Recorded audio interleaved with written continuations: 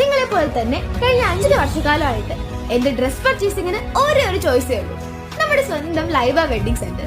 Laiba wedding centre, Pookkottumpadam, Wandoor, Karuvarakundu. അത്യാധുനിക സജ്ജീകരണങ്ങളോടെയും പ്രഗത്ഭരായ ഡോക്ടർമാരുടെയും സേവനത്തോടെ നിംസ് ഹോസ്പിറ്റൽ നിങ്ങൾക്കായി ഒരുക്കുന്നു നിംസ് മദർ ആൻഡ് ചൈൽഡ്. മാതൃത്വത്തിന് ഇനി കരുതലിന്റെ കൈകൾ. നിംസ് ഹോസ്പിറ്റൽ, വണ്ടൂർ.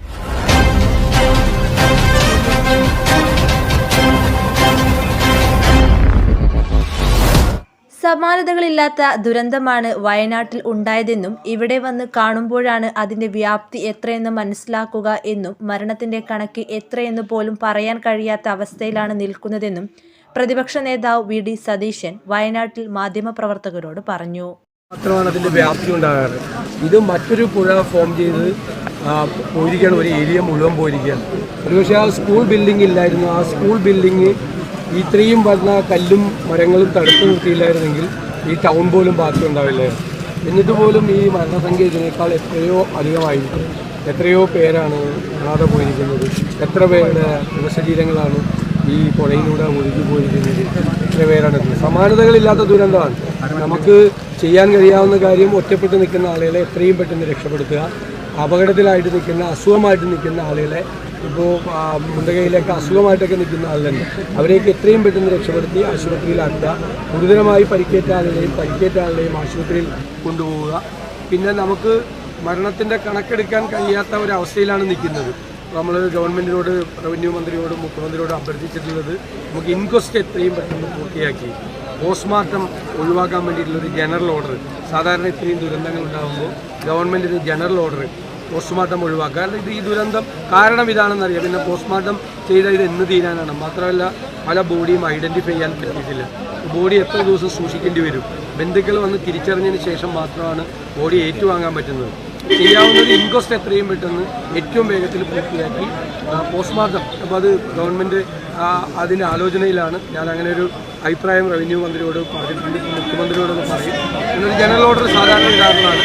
അത് കഴിഞ്ഞ് നമുക്ക് പോസ്റ്റ്മോർട്ടം ഒഴിവാക്കാം.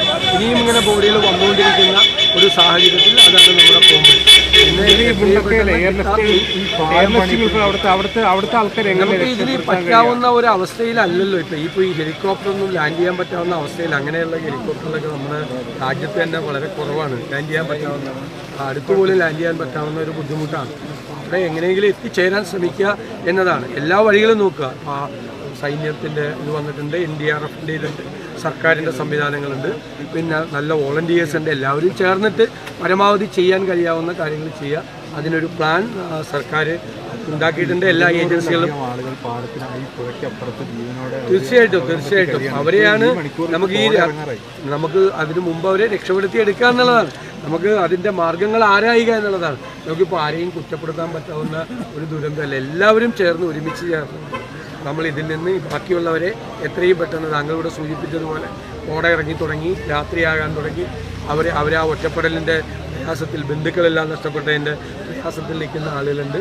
അവരെ എത്രയും പെട്ടെന്ന് എന്തായാലും ആ ഒരു ഹെലികോപ്റ്ററൊന്നും ലാൻഡ് ചെയ്ത് രക്ഷപ്പെടുത്താൻ പറ്റാവുന്ന ഒരു സാഹചര്യമല്ല. കാരണം മഴ മാറുന്നില്ല. ഇനിയിപ്പോൾ കോട വന്ന സാഹചര്യത്തിൽ ഒരു കാരണവശാലും ലാൻഡ് ചെയ്യാനും കൂടി പറ്റാത്ത സാഹചര്യമുണ്ട്. അപ്പോൾ എല്ലാ സാധ്യതകളും ആലോചിച്ച് കഴിഞ്ഞിട്ട് നമുക്ക് ആ സാധ്യതകളെ പ്രയോജനപ്പെടുത്താം എന്ന് തന്നെയാണ്. അതിൻ്റെ പൂർണ്ണമായ സർക്കാരും എല്ലാവരും ഒരുമിച്ച്, കേന്ദ്ര സർക്കാരിൻ്റെ എല്ലാവിധ സഹായം കിട്ടുമെന്ന് തന്നെയാണ് നമ്മുടെ പ്രതീക്ഷ. എല്ലാവരും കൂടി ഒരുമിച്ച് ഈ ദുരന്തത്തെ നേരിടുക, ഇതിനെ മറികടക്കുക. എന്തായാലും നമുക്ക് ആർക്കും സഹിക്കാൻ പറ്റാത്ത, ഓർക്കാൻ പോലും പറ്റാത്തൊരു ദുരന്തമാണ് ഉണ്ടായി. ഇനി അതിനെ മറികടക്കുക എന്നല്ലാതെ നമുക്ക് വേറെ ഒരു ഓപ്ഷൻ നമ്മുടെ മുമ്പിലാണ്.